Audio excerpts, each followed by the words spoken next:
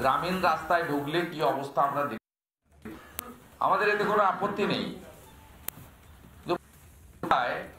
একদিকে শিক্ষিত বেকার যুবক যুবতীদের সর্বনাশ করেছেন এই মুখ্যমন্ত্রী, অন্যদিকে সিভিক ভলেন্টিয়ার্স কন্ট্রাকচুয়াল ওই হাফ দাড়ি কাটার মতো করে ছেড়ে রেখে দিয়েছেন সবাইকে। আশা আইসিডিএস থেকে শুরু করে সমস্ত স্তরে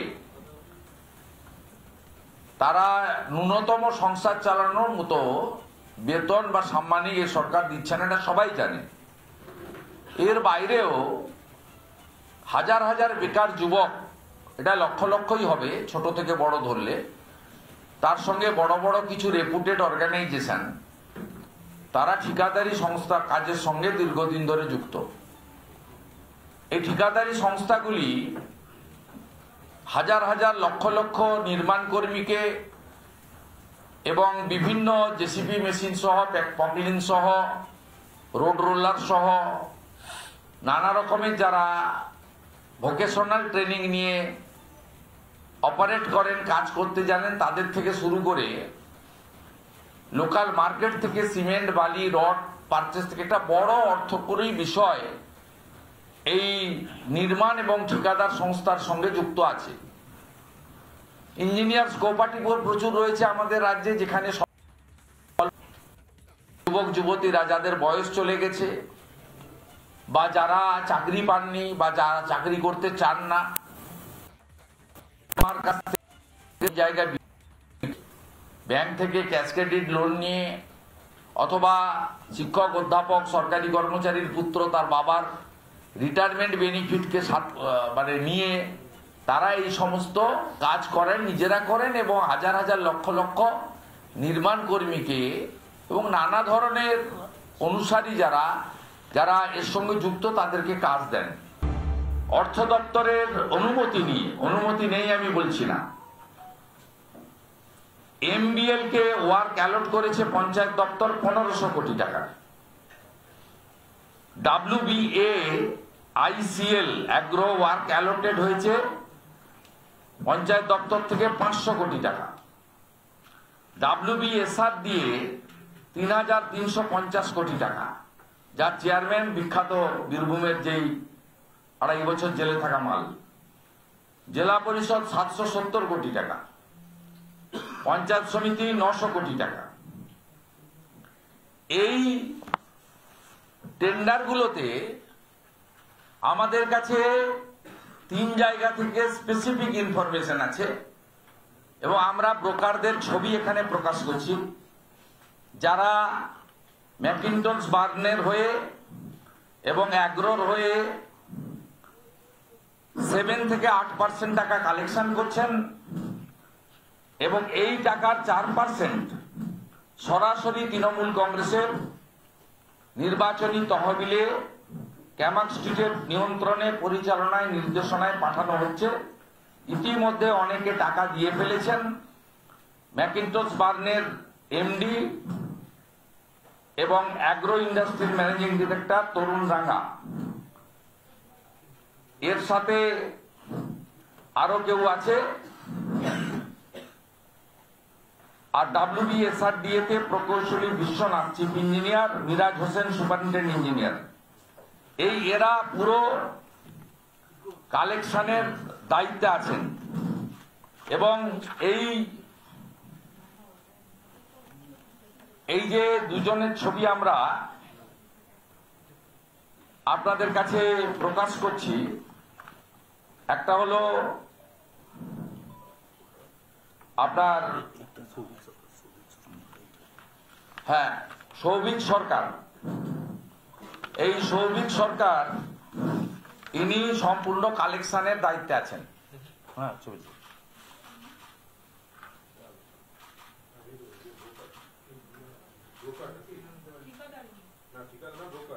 ব্রোকার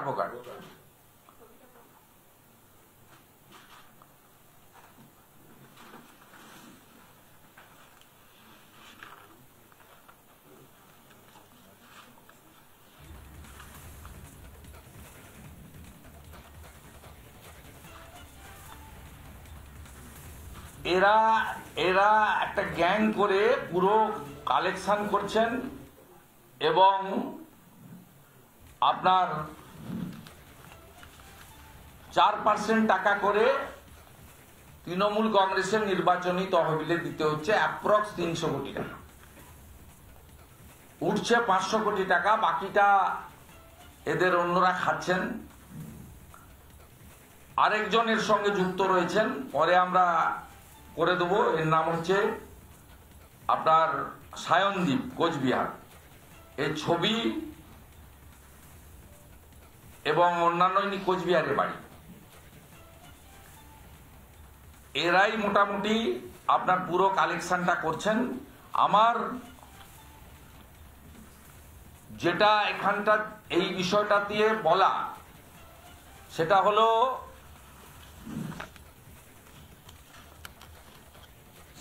আপনার এই বিষয়টাতে আমার যেটা সতর্কীকরণ দেওয়া,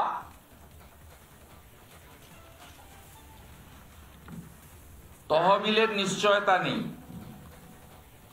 টোটাল স্টেট ফান্ডের স্কিম ঠিকাদাররা সম্পূর্ণ পেমেন্ট পাবেন না, ঘুষের টাকা অগ্রিম দিতে বাধ্য হচ্ছেন মূল ঠিকাদাররা।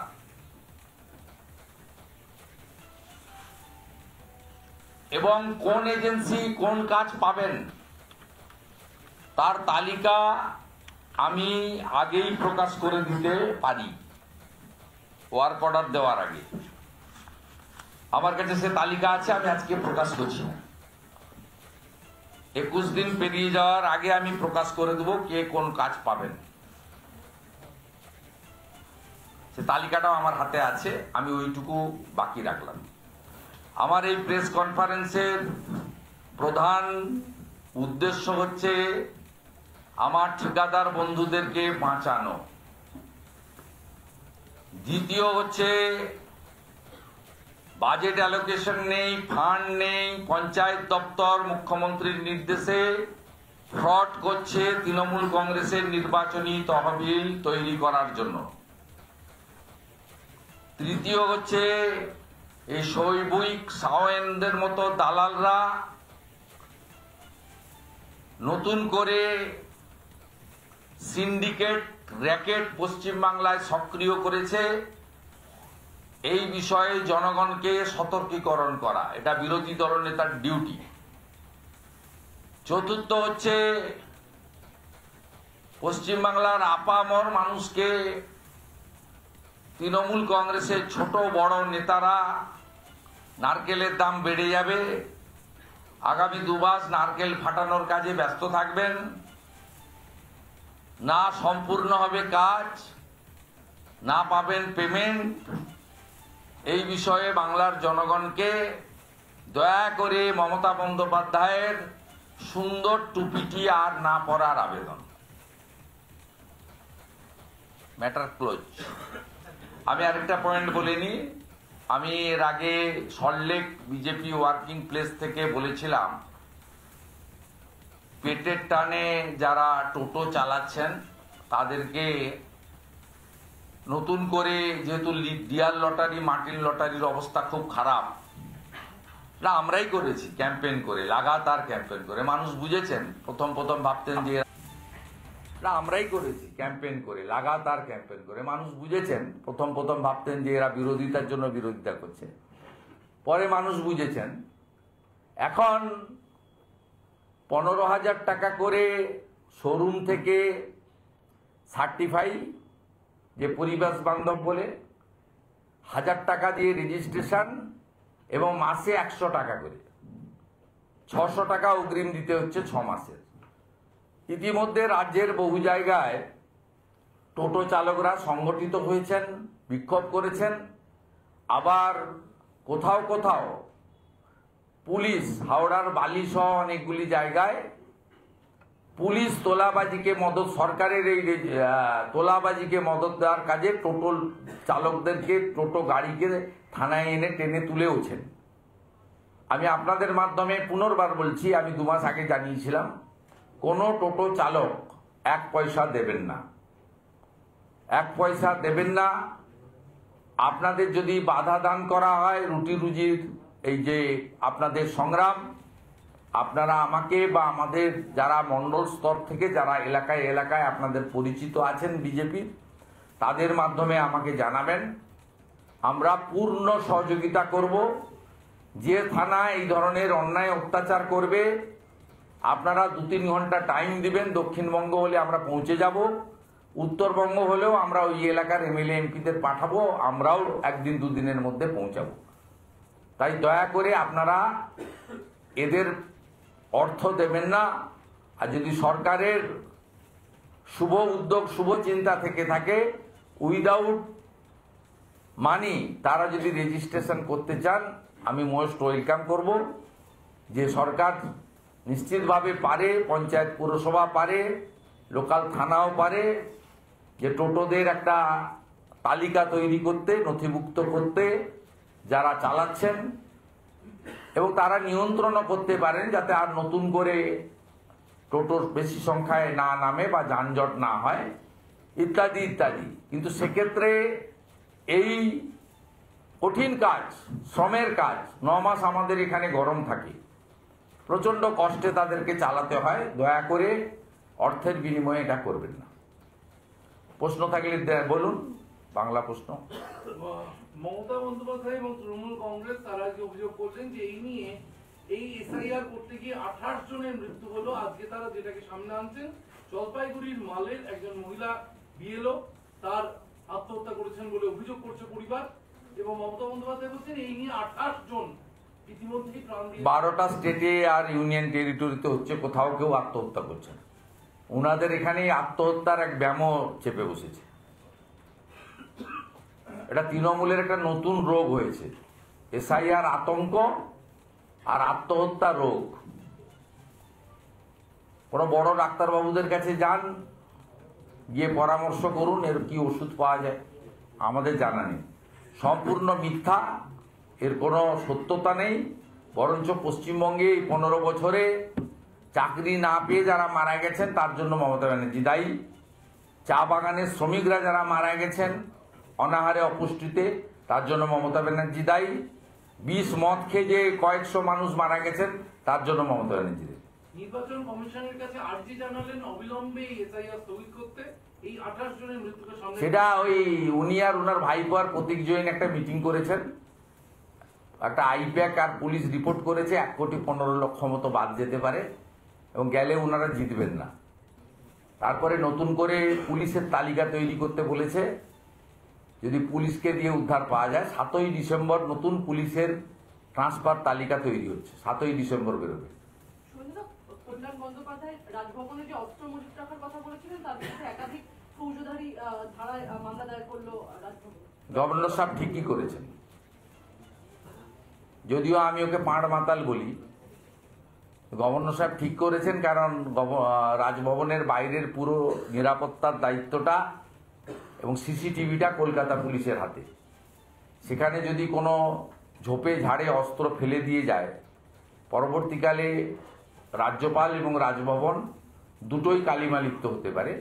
তাই তিনি যে ব্যবস্থাগুলো নিয়েছেন, রাজভবনের মর্যাদা, সাংবিধানিক পদের গরিমাকে রক্ষা করার জন্য, এবং এই ভয়ঙ্কর তৃণমূল কংগ্রেস আর তার ভয়ঙ্কর যে পুলিশ, মনোজ বার্মার নেতৃত্বে কলকাতা পুলিশ, রাজীব কুমারের নেতৃত্বে রাজ্য পুলিশ, এক্ষেত্রে তিনি সতর্কীকরণ হিসেবে যে যে ব্যবস্থাগুলো নিচ্ছেন সঠিক। আর এফআইআর তিনি নির্দিষ্ট ধারাতে করেছেন, বিএনএস এর অন্তর্গত, এই ধারাতে ব্যবস্থা নেওয়ার সুযোগ রয়েছে। আশা করি শুধু এফআইআর এর মধ্যেই সীমাবদ্ধ থাকবে না।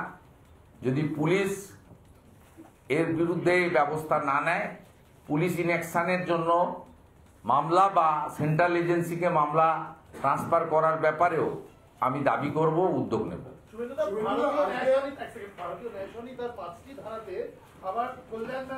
উত্তর দিয়ে দিই। রাজ্যপাল যেরকম এফআইআর করেছে, কল্যাণ ব্যানার্জি আবার রাজ্যপালের এগেইনস্টে 5টা ধারাতে এফআইআর করেছে। 5টি ধারা উল্লেখ করে 5টি ধারা সিট গঠন করা উচিত। দুটো মামলায় সিট গঠন করা উচিত, তাতে প্রমাণ হয়ে যাবে মাতাল কল্যাণের মাতলামিটা কত দূর গেছে। আজকে পশ্চিমবঙ্গ সরকারের পক্ষে শিক্ষা দপ্তরের পক্ষ থেকে শূন্য পদের একটা তালিকা প্রকাশ করা হয়েছে, সেই সংখ্যাটা প্রায় 13,421, যার মধ্যে দক্ষিণ 24 পরগনায় 1400 সামথিং, হুগলিতে 1200 সামথিং, কিন্তু পূর্ব মেদিনীপুরে মাত্র 76টি শূন্যপদ। এক তো হচ্ছে 13,421টা শূন্যপদের তালিকা ঘোষণা করা, এটা নিয়ে কি বলবেন? আর পূর্ব মেদিনীপুরে মাত্র 76টি শূন্যপদ, এটা নিয়ে কি বলবেন?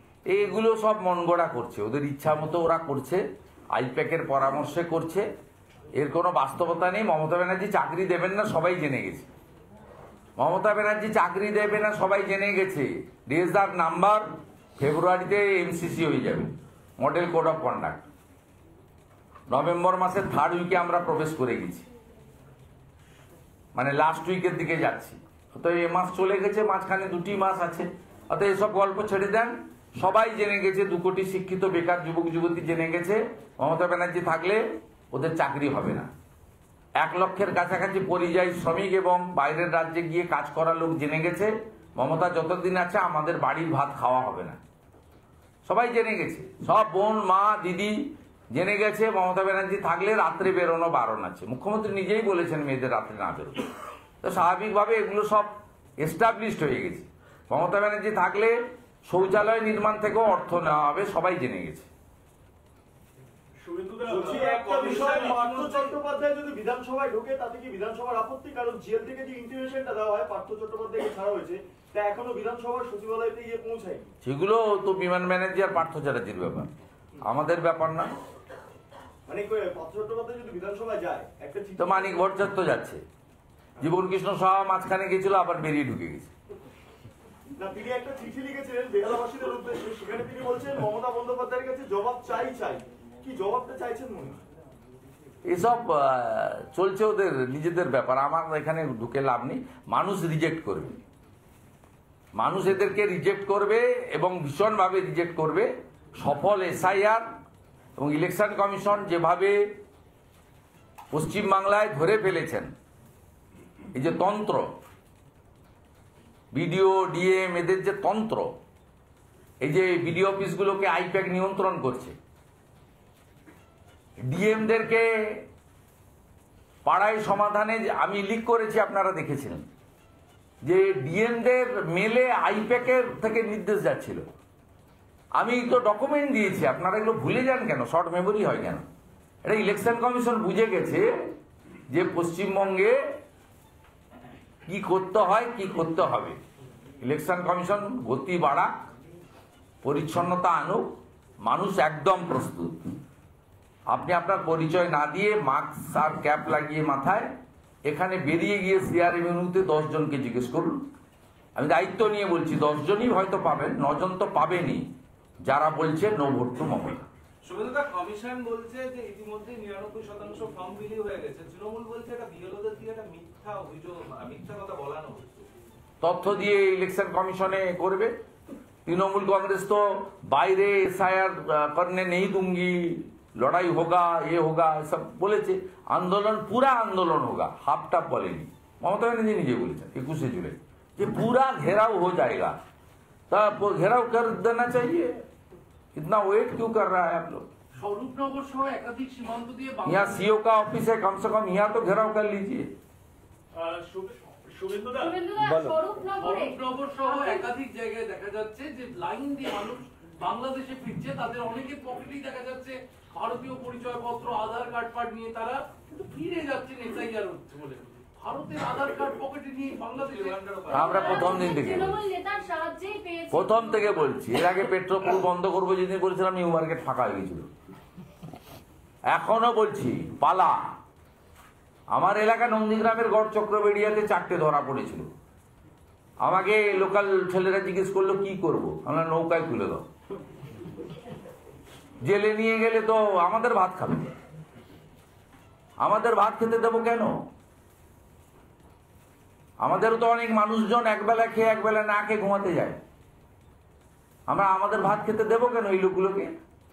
ভাগ, পালা, इमीडिएट पाला। दादा आज जलपाईगुड़ी के माल में एक बीएलओ ने जो है सुसाइड किया है, लेकिन मुख्यमंत्री आरोप लगा रही इलेक्शन कमीशन पर कि दबाव की वजह से बीएलओ ने सुसाइड किया है। झूठा आरोप है। मैं वहां पता कर लिया, ये जो खुदकुशी है इसके लिए जिम्मेदार है ममता बनर्जी का जॉइंट वीडियो। उनका खिलाफ कार्रवाई होना चाहिए। यहाँ इलेक्शन कमीशन का कोई रोल ही नहीं है। आप जिसको एंगल करना चाहता है सीओ और सीईसी को, इसका कोई डायरेक्ट रोल ही नहीं है इसमें। कुछ ऐसी खबर आ रही वो जॉइंट वीडियो के पास गई थी लेकिन उन्होंने उनको मदद नहीं किया। ये ठीक है, उस जॉइंट वीडियो को पूछ लीजिए। इसका साथ इलेक्शन कमीशन का कोई रिलेशन ही नहीं है। ममता बनर्जी इसमें देखिए 12 स्टेट और यूनियन टेरिटरी में चल रहा है, कहाँ भी कुछ नहीं है। यहाँ क्यों ये सब कर रहा है? 7 तक होने के लिए ये लोग पूरा के पूरा एसआईआर को बर्बाद करना चाहता है। लेकिन हम लोग बहुत हैप्पी है बीजेपी, एसआईआर नोटिफिकेशन हो गया। कल यहाँ जो इलेक्शन कमीशन का टीम इंडोर मीटिंग किया, हम लोग का साथ भी तो बीएलओ और कुछ अधिकारी का साथ सीधा रिलेशन है। मैं लीडर ऑफ अपोजिशन हूँ, इतना दिन तक यहाँ का एमपी एमएलए मिनिस्टर था। मेरा साथ भी तो बहुत लोग का रिलेशन है, काम किया मैं। वो लोग फोन करके बताया इलेक्शन कमीशन का जो आया था दिल्ली से, उन्होंने कहा जे अलीपुर में साउथ 24 परगना का जो मीटिंग हुआ था साउथ कलकत्ता लेकर, कलकत्ता और ये जोन का मीटिंग में सीधा बता दिया, मुझे बीएलओ ने बताया, सीधा बता दिया 7 फरवरी तक सही तरीके से वोटर लिस्ट होगा तो चुनाव होगा, वोटर लिस्ट नहीं होगा तो चुनाव नहीं होगा। चुनाव नहीं होने से 5 मई का बाद क्या होना है वो हमारी संविधान में लिखा हुआ है। किसी को डिमांड करने का जरूरत नहीं है, वो तो सीधा है। ये एसआईआर को पूरा करने का काम इलेक्शन कमीशन का है और उनका पूरा के पूरा कोऑपरेशन करने का काम स्टेट गवर्नमेंट का है। आप कुछ करेगा तो नुकसान आपका ही होगा। बंगाल का हर नागरिक का यही मांग है, इसको सत्ता से रखकर चुनाव मत कराइए, उसको सत्ता से हटा दीजिए। इसका पुलिस कैडर है, गुंडा लोग खुलाम घूरता है। ये लोग पिछले लोकसभा चुनाव में वेबकास्टिंग कैमरा तक बंद कर दिया था। जितना डेथ है, फेक वोटर है, सबका वोट डाला है शाम को 4 बजे। ये तो जनता का मांग है, बीजेपी का मांग नहीं है, जनता का मांग है। ये उस तरफ जा रहा है, कोई दिक्कत नहीं, कोई दिक्कत नहीं, लाइन सीधा जा रहा है। दादा तो क्या प्रेसिडेंट्स रूल लागू हो जाएगा अगर 5 मई तक अगर मेरा बात नहीं, अब आप कैलकुलेशन कर लीजिए ना, आप कैलकुलेशन कर लीजिए। BJP not demanded, we demanded fresh and fair voter list and we want transparent election should be held in Bengal. गुंडागर्दी रिगिंग बंद करो, अच्छा तरीके से चुनाव कराओ, ये हमारी इलेक्शन कमीशन से मांग है। लेकिन बाकी तो जो होना है, जो टाइम बाउंड है, वो तो आप संविधान और डेट मिला के थोड़ा एनालिसिस कर लीजिए, नतीजा आ जाएगा। मुझे बोलने का कोई जरूरत ही नहीं। देखे हैं, चुनाव आयोग का ये कहना है कि 36 विधानसभा क्षेत्र ऐसा भी है जहां एसआईआर शुरू होने का बाद घर का लोगों का कोई पता नहीं चल रहा। किराएदार होने पर मकान मालिक की जानकारी नहीं दे पा रहे हैं, पड़ोसी भी ये नहीं बता पा रहे हैं कि मतदाता आखिर गया कहाँ है। आपका इसके ऊपर क्या है? 36 विधानसभा ऐसा भी है जहां पर ये सब हुआ। ये लोग का नाम यहाँ नहीं रहना चाहिए। 2002 में ये लोग यहाँ था, अभी नहीं है। और बीच बीच में जो 13,25,000 हम लोग जो डबल ट्रिपल एंट्री का लिस्ट दाखिल किया, आधार ने 34 लाख डेथ का जो लिस्ट सबमिट किया, ये तो यही है ना, इसका साथ तो इसका पूरा मील है ना। इसलिए इस जो एब्सेंट वोटर है 7 चरण 8 चरण का मौका उठाते हुए टीएमसी ने इस तरीके से वोटर को वोट डालने का काम करता है। इसलिए बंगाल में साफ सुथरा वोटर लिस्ट वेस्ट बंगाल में चाहिए। लोग खुले आप ये कह रहा है कि कार्ड जो है बना कर दिया टीएमसी ने, वो वोट भी यहाँ पर डालकर गए। एक्सचेंज ऑफ रुपीज, इसमें दो रीजन है। एक रुपया लिया है 10,000 15,000 करके, और दूसरा टीएमसी का वोट बैंक बन गया है।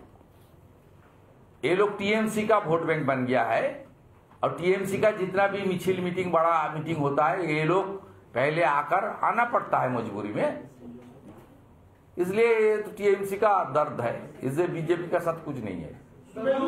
ये लोग बीजेपी का वोट बैंक नहीं है और बीजेपी का सीधा सीधा है, हिंदू जो है शरणार्थी है उनका रहना चाहिए, उनको प्रोटेक्शन देना चाहिए, उसको नागरिकता देना चाहिए, वोटर लिस्ट में रहना चाहिए। लेकिन जो बांग्लादेशी मुस्लिम और रोहिंग्या है वो घुसपैठिया है, भारतीय नहीं है, उसको डिटेक्ट डिलीट एंड डिपोर्ट। নানা ধরনের কন্টেন্ট দেখার জন্য লাইক করুন, শেয়ার করুন আমাদের ফেসবুক পেজ, সাবস্ক্রাইব করুন আমাদের ইউটিউব চ্যানেল। পাশাপাশি অন্যান্য ব্রেকিং নিউজের জন্য অবশ্যই চোখ রাখুন রিপাবলিক বাংলায়।